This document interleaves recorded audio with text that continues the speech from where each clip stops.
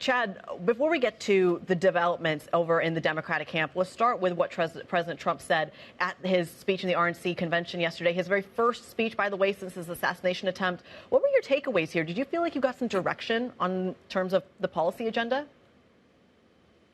Hi, Curdy. Good morning. Well, as Anna was saying at the top of the show, President Trump puts on a good show, and that is what we saw in the last night of the convention. This was a convention about unity. All of his political opponents were there this week blessing him becoming the nominee, and it all wrapped up last night with him taking the stage. He had said that after that attempted assassination, he would be rewriting his speech, and we did hear a bit of a different speech from him last night.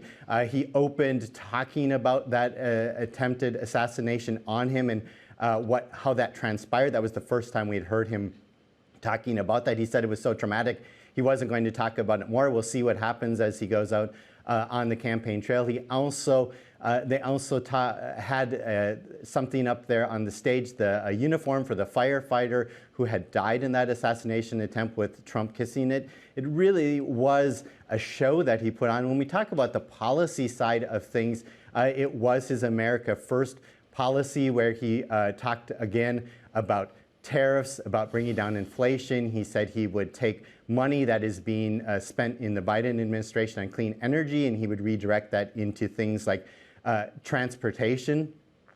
So this was really an opportunity for him to show that he was in control of the party, and that is what we got from him last night. And Chad, talk of Biden's departure continues to dominate the other side of the race. What do we make of the latest speculation there? Well, as you were saying at the beginning, President Obama privately telling people that President Biden has to reconsider his position in the race, I think, is a very significant development. Of course, the two of them are very close, and it's not a coincidence or accidental that we're getting every day a drip, drip, drip in the media of top Democrats saying that it's potentially time for President Biden to step aside. We've also had a number of senators and congressmen in tight districts publicly saying that he should step aside. It'll be interesting to see, though, how this plays out in the next couple of days.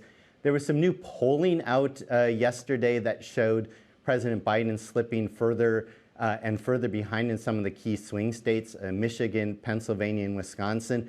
That's the kind of ammo that we're hearing Nancy Pelosi is using to try and convince President Biden to step out of the race. Nancy Pelosi, of course, the former House Speaker, she has been telling Democrats that she believes that President Biden can be convinced to step aside.